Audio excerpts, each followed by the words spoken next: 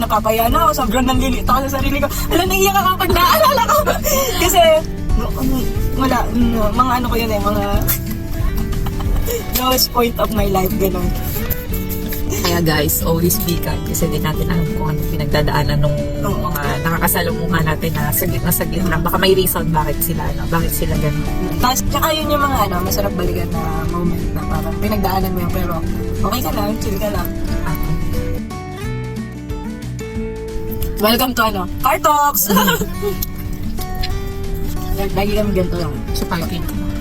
Kahit nung nakamotor pa tayo, sa Pilipinas, nakamotor lang kami. Alam niyo ba yung motor? May motor ako. Lumang motor ko na yon. Nung time na pandemic, yung motor ko lang yung ginagamit ko na service kung saan pupunta. Alam niyo ang hirap ng... Oo, tsaka di ba ang hirap ng ang hirap ng mag-commute kasi wala masyadong... Sobrang mahal ng pamasahe. Tapos, yung pamasahe niya ng isang araw, panggas na namin ng 1 week sa motor. Parang ganon. Tapos, kasi yun yung time nung nag-pandemic, bawal magtabi-tabi sa sasakyan. So, parang ang labas, parang arkilado. Wala masyadong nabiyahe nung unang quarter unang kasagsagan ng pandemic. So, yung motor ko yung nagamit. Tapos, nung stuck kami ng pandemic, nag-business kami ng baking.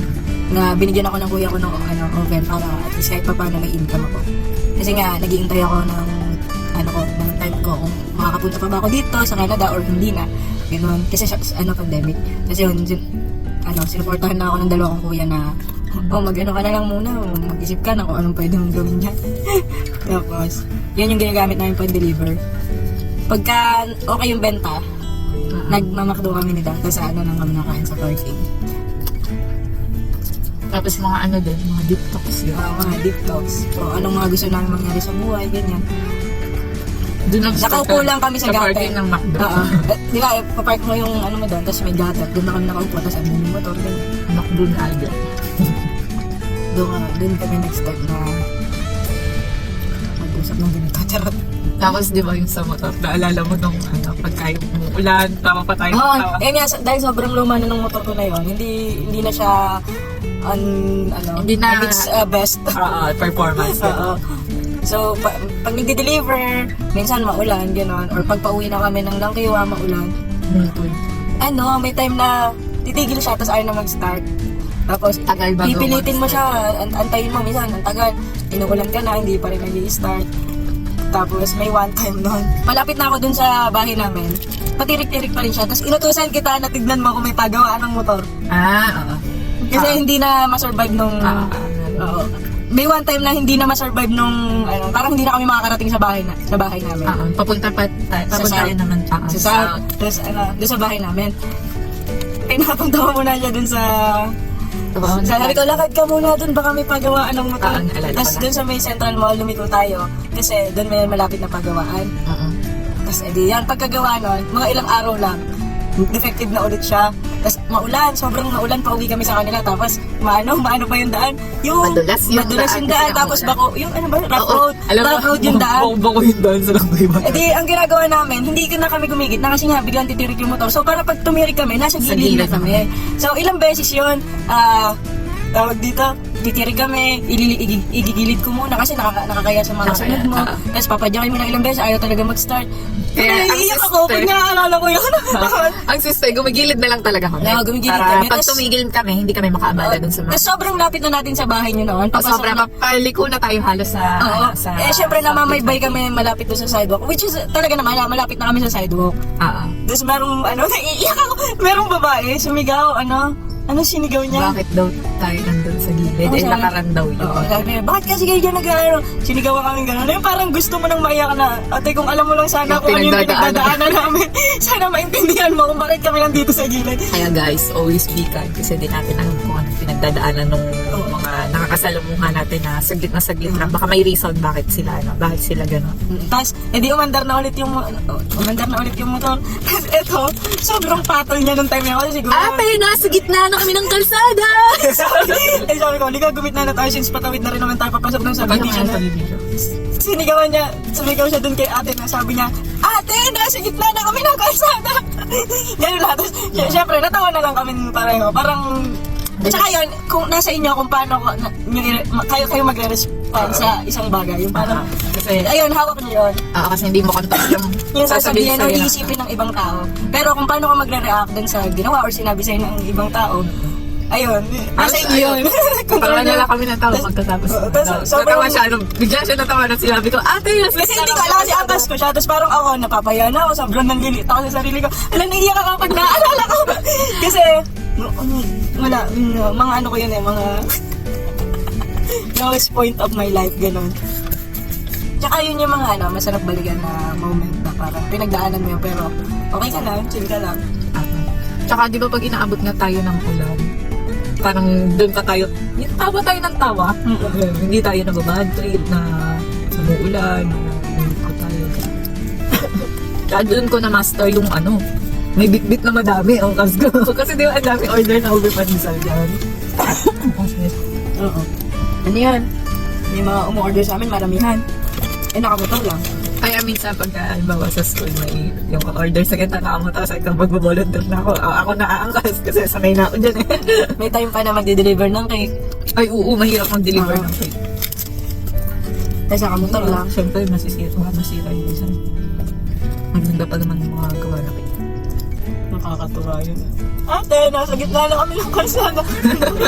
Madilim, umuulan, nakakaiyak yung sobrang gloomy dapat ng feeling namin. Tapos pag uwi namin, tama kami ng tama. Tapos, si ate lang. Parang lang, parang wala lang nangyari. Hindi ko makakalimutan. At saka, ang pa nun, si ate, hindi naman namin siya naaabala. Oo nga, nauuna naman siya magkano sa atin. Kaya sabi ko, si ate, di ko naman siya naabala or something, di ko naman siya hininga ng tulong or gano'n. Kaya yun guys, lagi tayo maging mabait. Pero may mga time talaga, Saka din, mainit ang ulo ko. sana sa workplace din, yung iba yung sa mga kasama mo. Tsaka yun nga, parang lahat naman sa atin may pinagdadaanan. Ano pa yung Bawat- pinagdadaanan yung tao? Bawat isang individual. Kung meron kayo, meron din sila. Ano guys, may natulog na kayo dito sa aming car talks. Comment down below kung anong gusto niyo pang pag-usapan namin. Pero, Like yung diskarte o diploma, career or passion, mga ganyan. Oo. Yun na lang masasabi ko. Kaya pala hindi nagsasalita si Glyce ako may kanina nung makain siya nito. Bakit? Kasi wala kang masabi, sobrang sarap. Pag dire-diretso. Kasi tinikman ko lang kanina. Pero siguro, kung hindi mo ma-experience yung mga ganyung bagay like yung maulan ka, mahihirapan ka, parang hindi ka magiging humble din humble joke. Ayusin mo lang ba? Humble talaga. Merong mga certain na pangyayari sa buhay natin na magpapahumble sa atin. Ako.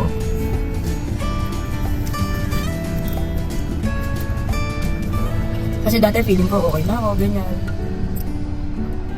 Until wala siya lahat. Parang kasi nag-back to zero ako. Oo nga, no? Kasi sabi mo na, hindi mo naman lahat ng gusto. Eh kasi nga, sarili ko lang ang isip ko. Parang wala akong pamilya na. Kasi like, daroy mo, Ibig ko na. 20. Ilang taon ba? 22 ako nagkamatos, 23 nagkakotsi ako. 23 years old. Or 24. Sobrang bata ako noon na-experience ko na parang nakakaluwag-luwag ako. Sana all. Kasi, tayo naman, sige, isipin mo, nung 22 ako, may motor ako. Pero nung 22 ka, tuwan-tuwa ka, nung nakakuha ka ng iPhone SE. Wait lang, anong year ko na ako nagkaroon ng iPhone SE? 2017? 2017. Ilan taon tayo? Tama. Kasi 2015 graduate ako. 2014 ka graduate. 2015 ako graduate. 2016, may iPhone 6 Plus na ako. Oo, ako SE lang. Oo, SE lang, masaya ka na. Tapos nung 2017, may motor. May motor din ako nung 2016. 2017, nagka-motor ako. Ay, nagka-kotse ako. Kotse sa'yo, akin iPhone SE. Oo. Kung kung i-compare mo yung buhay, pero wag kayo dapat nagko-compare. Kasi anytime, ayun, pwedeng mangyari na Yung kotse mo, wala na. iPhone SE ko, nandun pa. number 1 yun. Yung kotse ko wala na. Yung motor ko sira na. Yung iPhone SE niya, nagagamit pa niya. Hindi ko lang na-charge talaga. Kaya, Galing, no?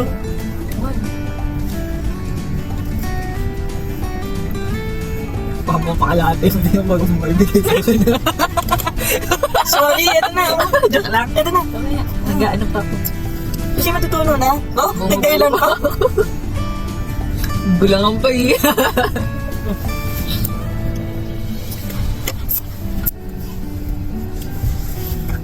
Pero alam mo ba, ang tagal-tagal ko itong iniintay.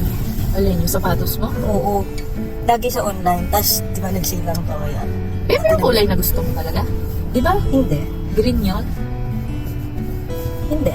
Pero okay na rin naman. Minsan, hindi talaga lahat ng gusto natin sa buhay ibibigay sa atin. Joke lang. Ibibigay yon sa tamang panahon. Tsaka pag napagdaan mo na. Kasi di ba may mga wini-wish tayo. Kaya lang hindi pa natin nire-ready yung sarili natin para dun sa wish natin. Kaya hindi pa binibigay. Ngayon naman, wala naman na ako kung binibigay. Talaga ba? Sapatos na lang. Dahil hindi ka nang bibili, hilingin mo na. Oo. Baka- Hihilingin ko sa iyo, hihilingin ko sa mga kuya ko. Talaga ka. Tsaka baka naman, baka may ate pa rin naman ako siguro. Kahit isa lang sa kanila. Maalala man lang ako. Oh.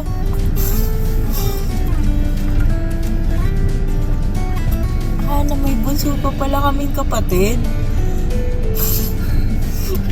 Bye guys. Thank you. Salamat sa pakikinig at panonood. Comment kayo kung anong mga gusto nyo pang gawin namin. Usapan. Car talks. Car talks, gano'n. Bye. Bye! Peace out! Isa sa mga natutunan ko, minsan mahirap naman talagang maging mabuti. Lalo na kung ikaw mismo sa sarili mo may pinagdadaanan. Pero dahil nga sa mga nangyari sa amin, sinisikap kong palaging piliin na maging mabait, lalo na sa mga nakakasalamukha ko. Kasi malay natin, may mas mabigat din silang problema sa buhay. After all, ang magmamatter naman talaga ay kung paano tayo makitungo sa iba. Kaya sa mga mabubuting taong sumuporta sa amin ng mga panahong may pinagdadaanan kami, maraming salamat sa inyo!